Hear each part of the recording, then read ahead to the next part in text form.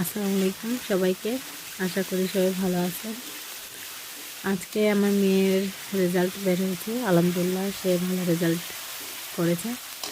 ভেবেছিলাম আজকে ওর জন্য অনেক, কিন্তু কিছুই করতে পারলাম না। আজকে আমার মনটা খুবই খারাপ ছিল।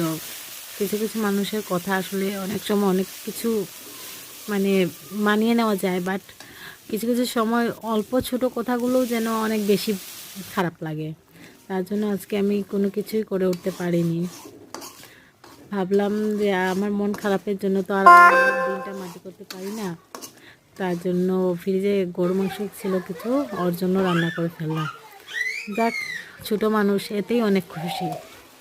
আলহামদুলিল্লাহ, সবাই আমার মেয়ের জন্য দোয়া করবেন যাতে সামনে সে আরও অনেক বড় হতে পারে, অনেক কিছু করতে পারে। তার জন্য সবাই দোয়া করবেন। আল্লাহ হাফিজ।